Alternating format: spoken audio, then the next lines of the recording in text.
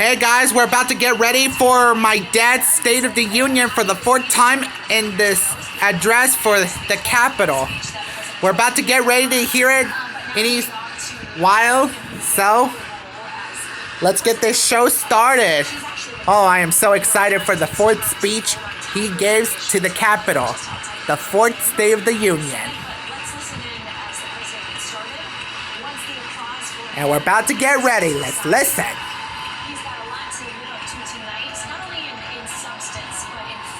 That's my dad. 4 more years. 4 more years. 4 more years. 4 more years. 4 more years. 4 more years. 4 more years. 4 more years. 4 more years.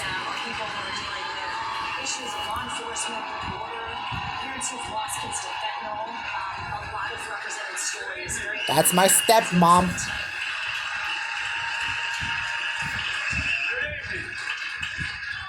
Smart, I go home now.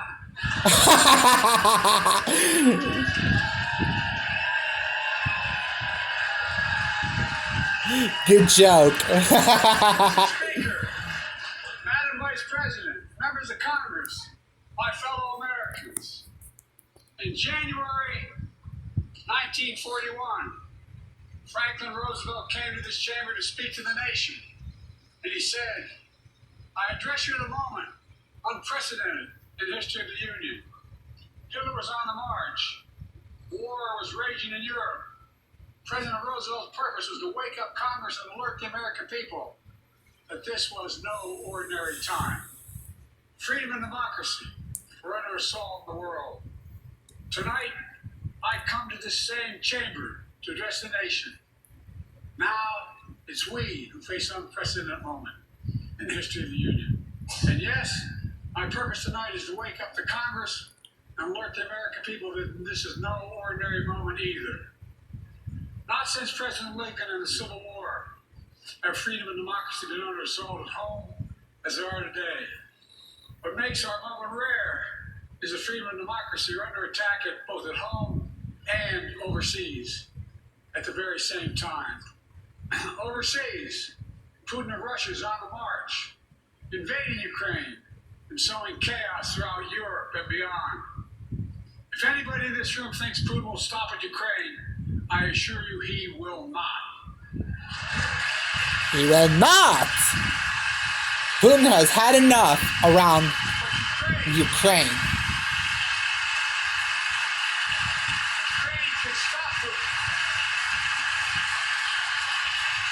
Ukraine can stop Putin if we stand with Ukraine.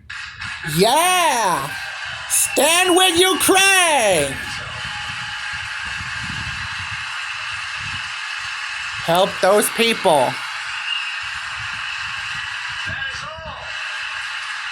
all. I could see Marjorie Taylor Greene is not applauding. They're not asking for American soldiers. In fact, there are no American soldiers in the war in Ukraine, and I'm determined to keep it that way. But now, assistance to Ukraine is being blocked by those who want to walk away from our world leadership. It wasn't long ago when a Republican president named Ronald Reagan thundered, Mr. Gorbachev, tear down this wall. Yeah.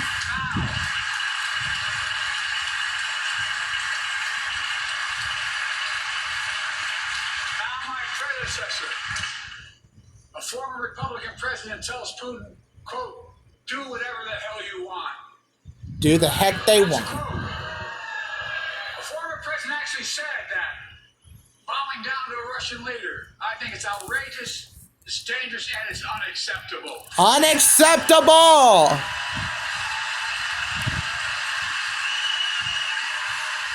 And don't worry about my flag, everyone. America is a founding member of NATO, the military alliance of democratic nations, created after World War II to prevent war and keep the peace. And today, we've made NATO stronger than ever. We welcomed Finland to the alliance last year. Yeah. Just this morning, Sweden officially joined, and their minister is here tonight. Their stand up. Prime Minister ULF.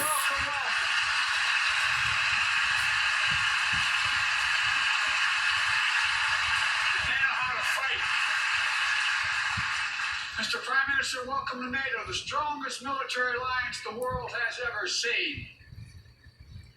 I say this to Congress, we have to stand up to Putin. Stand up against Sending him. a bipartisan national security bill. History is literally watching. History is watching. If the United States walks away, it will put Ukraine at risk. Europe is at risk. The free world will be at risk, emboldening others to do what they wish to do us harm. Now I'm worried about Taiwan as well. Known for a long time is simple. We will not walk away. Never!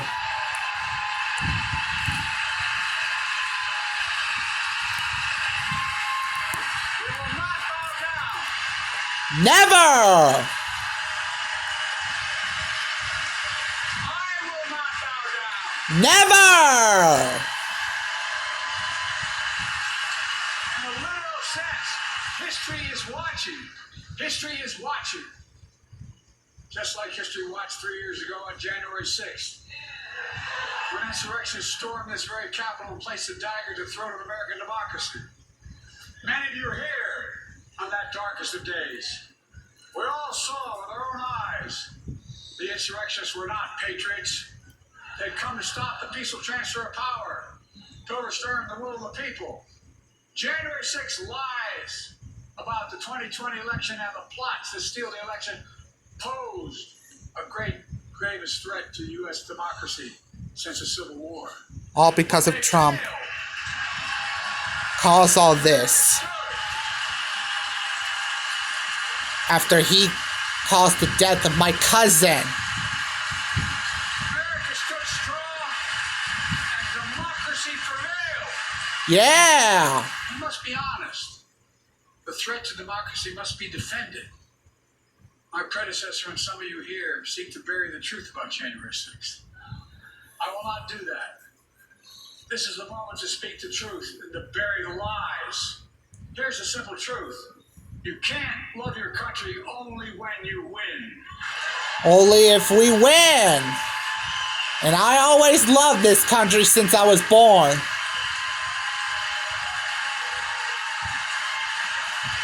For one nation under God, indivisible, with liberty and justice for all. Ever since being elected to office, I ask all of you without regard to party to join together and defend democracy. Remember your oath of office is defending us all threats, foreign and domestic.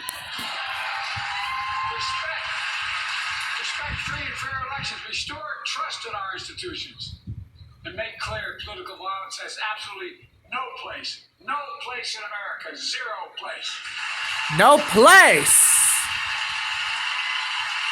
Again, it's not hyperbole to suggest history is watching.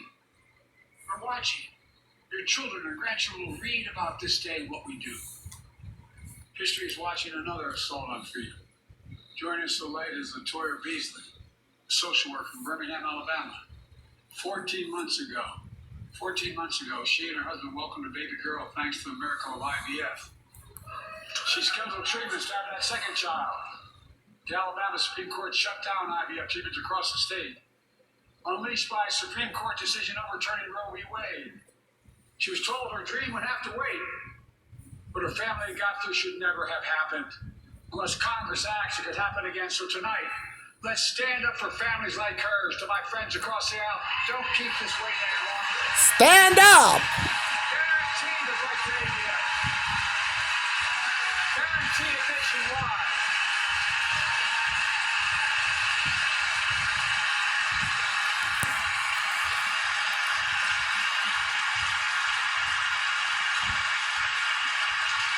Like most Americans, I believe Roe v. Wade got it right.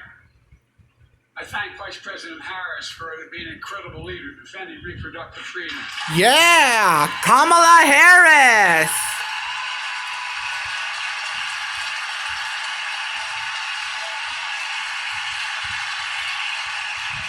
predecessor came to office determined to see Roe v. Wade overturned. He's the reason it was overturned, and he brags about it. Look at the chaos that has resulted. Joining us tonight is Kate Cox, the wife and mother from Dallas. She's become pregnant again and had a fetus of a fatal condition. Her doctor told Kate that her own life and her ability to have children in the future were at risk if she didn't act. Because Texas law banned her ability to act, Kate and her husband had to leave the state to get what she needed. What her family got through should have never Abortion happened as well. rights. But it's happening in too many others. There are state laws banning the freedom to choose, criminalizing doctors, forcing survivors of rape and incest to leave their states to get the treatment they need. Many of you in this chamber and my predecessor are promising to pass a national ban on reproductive freedom. My God, what freedom else would you take away? Look, it's a decision to overturn Roe v. Wade. The Supreme Court majority wrote the following. And with all due respect, justices, women are not without electoral power. Electoral or political power. You're about to realize just how much you require. Yeah. Judges must restore Roe v. Wade. Abortion rights is health care.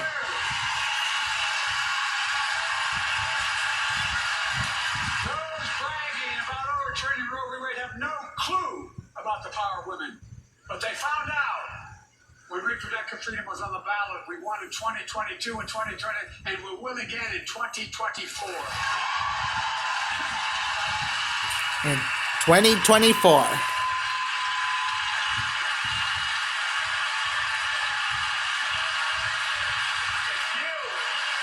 If you, the American people, send me a Congress that supports the right to choose, I promise you, I will restore Roe v. Wade as the law of the land again. Yeah!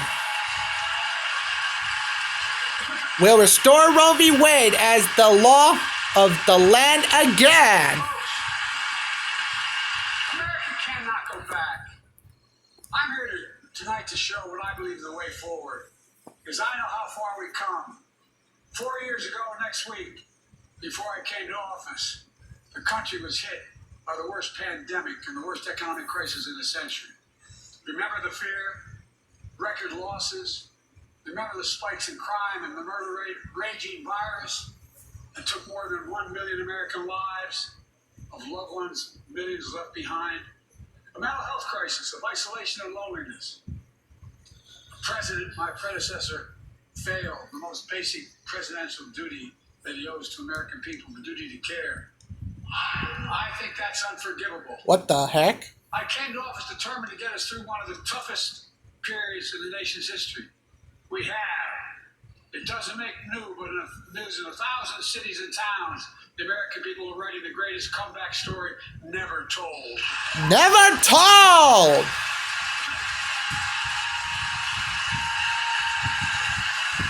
So let's tell the story here. Tell it here and now. What story is America's it? comeback is building the future of American possibilities. Building an economy from the middle out and the bottom up, not the top down. Investing in all America, in all Americans, to make sure everyone has a fair shot. We leave no one behind.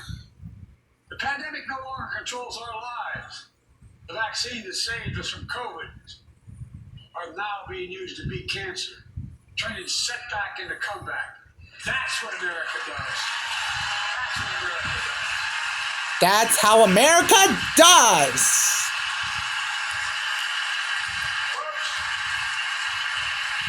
I inherited economies on the brink. Now our economy is literally the envy of the world. 15 million new jobs in just 3 years. A record. A record. Record! Unemployment Unemployment! at 50-year lows. 50-year-olds.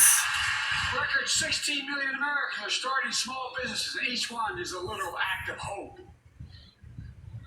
There's historic job growth and small business growth for Black and Hispanics and Asian Americans. 800,000 new manufacturing jobs in America and counting. For all the county. We can't be the manufacturing capital of the world. We are. We will. More people have health insurance today. More people have health insurance today than ever before. The racial wealth gap is as small as it's been in 20 years. Wages keep going up. Inflation keeps coming down. Inflation has dropped from 9% to 3%, the lowest in the world, and 10 years lower. Yeah, it is getting rough for you, Dad. There's a lot of disapprove. Now, instead of importing foreign products and exporting American jobs, we're exporting American products and creating American jobs. Yeah. Here in America, where they belong.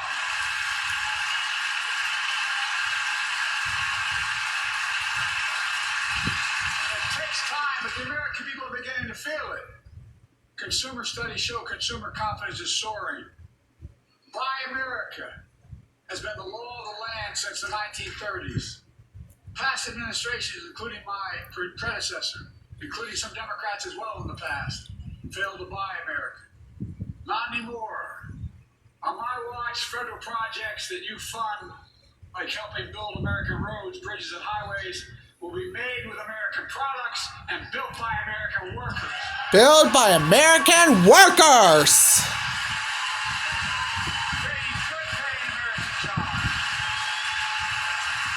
Bringing good American jobs. I agree. Chips and Science Act. The United States is investing more in research and development than ever before. During the pandemic, a shortage of semiconductors, chips, that drove up the price of everything from cell phones to automobiles. And by the way, we invented those chips right here in America. Well, instead of having to import them, private companies are now investing billions of dollars to build new chip factories here in America, creating tens of thousands of jobs. Many of those jobs paying $100,000 a year and don't require a college degree.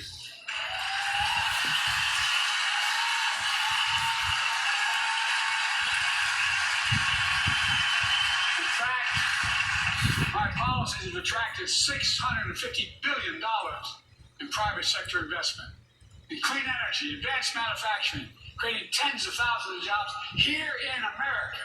For America.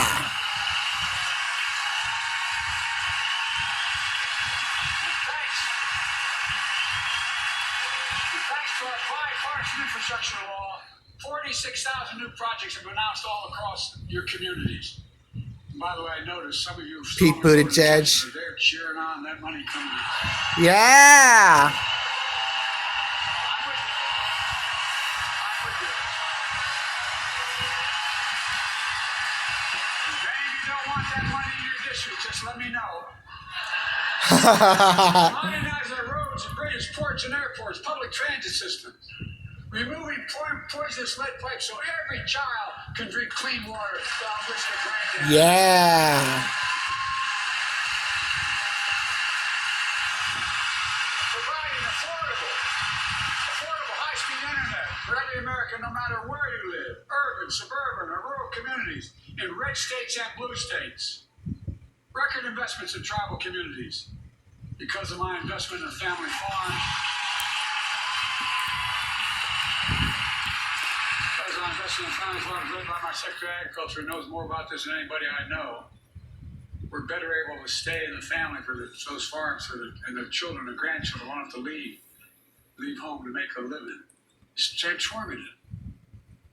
A great comeback story is Belvedere, Illinois, home to an auto plant for nearly 60 years. Before I came to office, the plant was on its way to shutting down. Thousands of workers feared for their livelihoods. Hope was fading. Then I was elected to office and we raised the Belvedere repeatedly with auto companies knowing unions would make all the difference. The UAW worked like hell to keep the plant open and get these jobs back, and together we succeeded. Instead of auto factories shutting down, auto factories reopening, the new state-of-the-art battery factories being built to power those cars there at the same time. Yeah.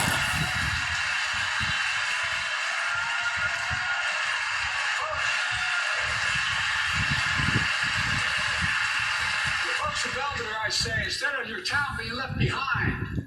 Your community's moving forward again. Because instead of watching auto jobs of the future go overseas, 4,000 union jobs with higher wages are building the future in Belvedere right here in America.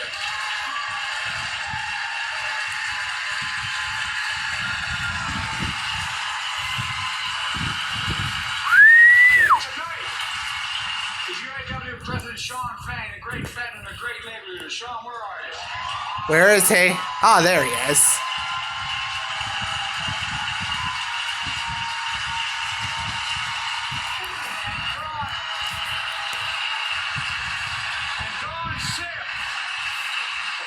Generation worker, UAW worker at Belvedere. Shawn, I was proud to be the first president to stand on the picket line, and today, Dawn has a good job in her hometown, providing stability for her family and pride and dignity as well. Showing once again, Wall Street didn't build America. They're not bad guys. They didn't build it though. The middle class built the country, and unions built the middle class. Build for the middle class. Fair ways for our democracy! Heck yeah! I say to the American people, when America gets knocked down, we get back up. Yeah! We keep going. Keep going! That's you, the American people. It's because of you America's coming back. It's because of you our future is bright. It's because of you. And tonight, we can proudly say the state of our union is strong and getting stronger. Getting stronger!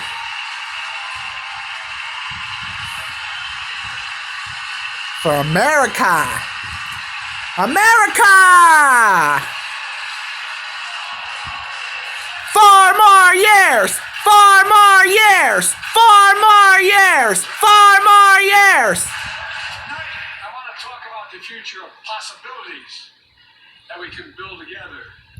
A future where the days of trickle-down economics are over, and the wealthy, the biggest corporations no longer get along with tax breaks. And by the way, I understand corporations. I come from a state that has more corporations invested than every one of your states in the United States combined.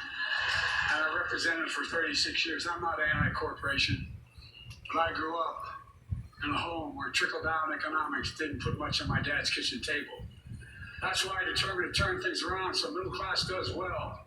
When they do well, the poor go way up and the wealthy still do very well. We all do well. And there's more to do to make sure you're feeling the benefits of all we're doing. Americans pay more for prescription drugs than anywhere in the world. It's wrong, and I'm ending it. Do it, Dad! End it now! No drugs, cocaine allowed in America! For the law that I proposed and signed, not one of you Republican buddies voted for it. We finally beat Big Pharma. Instead of paying $400 a month or thereabouts for insulin with diabetes, it only costs $10 to make. They only get paid $35 a month now and still make a healthy profit. Woo!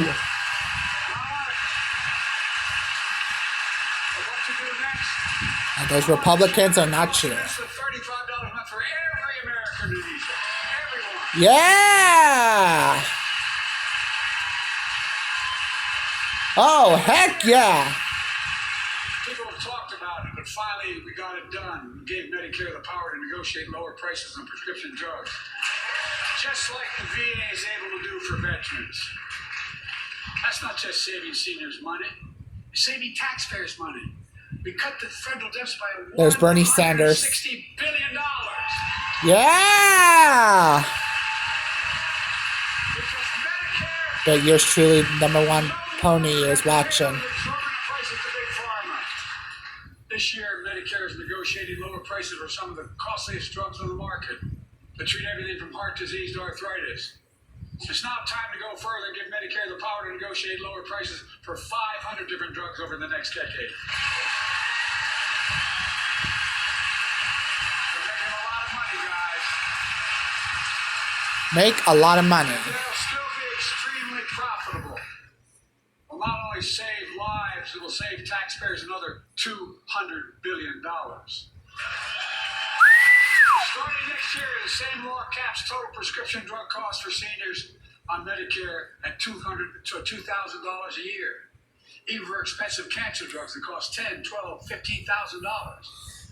I want to cap prescription drug costs at $2,000 a year for everyone. Yeah.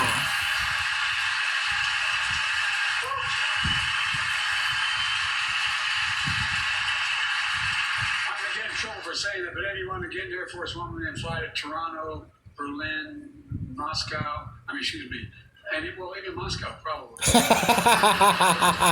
And bring your prescription with you, and I promise you I'll get it for you for 40% the cost you're paying now. Same company, same drug, same place. Folks, the Affordable Care Act, the old Obamacare, is still a very big deal. Great big deal.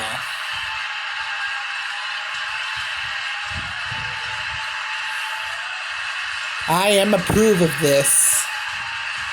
This is getting approval. Over 100 million of you can no longer be denied health insurance because of pre-existing condition.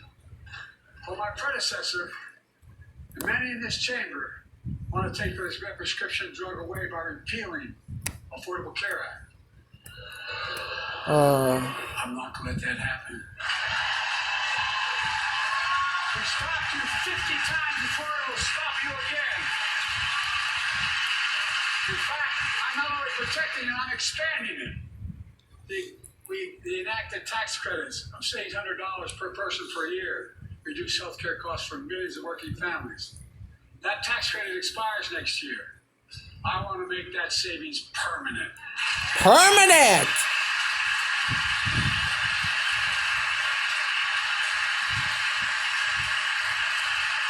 State the obvious. Women are more than half our population. But research on women's health has always been underfunded. That's why we're launching the first ever White House initiative on women's health research, led by Jill, doing an incredible job as First Lady. Yeah! Thank you, my stepmom.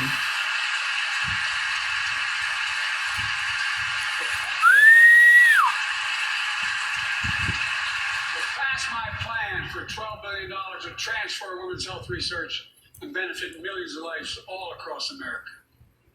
I know the cost of housing is so important to you. If inflation keeps coming down, mortgage rates will come down as well, and the Fed acknowledges that. But I'm not waiting. I want to provide an annual tax credit that will give Americans $400 a month for the next 2 years as mortgage rates come down, to put toward their mortgages when they buy their first home, or trade up for a little more space. Woo! Just for 2 years.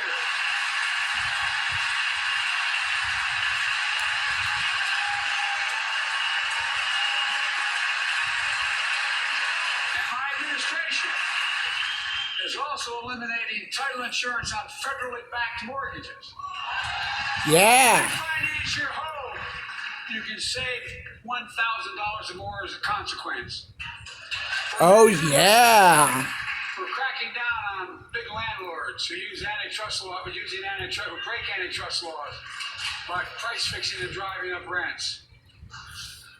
We've cut red tape so builders can get federally financing, which is already helping build a record 1.7 Okay, my storage is about to run out, so I'm gonna let the camera keep rolling until it's finished. So if you guys like this video of my reaction of the State of the Union address from my dad, go ahead and subscribe, drop a like, and comment below, and make sure you also follow me on X, Facebook, and DeviantArt, and turn on notifications so you never miss the video. See you soon, and I'll let you see the whole coverage of my reaction until the camera is off. See you soon, everyone. To remain the strongest economy in the world, we need to have the best education system in the world. Yeah. I suspect all of you want to give every child, a good start by providing access to preschool for 3 and 4 years old. 3 and 4 years old. I think I pointed out last year. Or 3 and 4 years old, yeah. I thought he said free. I pointed out last year Thanks to the subtitles right there. Broken homes where there's no books, they're not read to, not spoken to very often. Start school, kindergarten, or first grade, having heard a million fewer words spoken. Well, studies show that children who go to preschool are nearly 50% more likely to finish high school, go on to earn a 2 and 4 degree, no matter what their background is.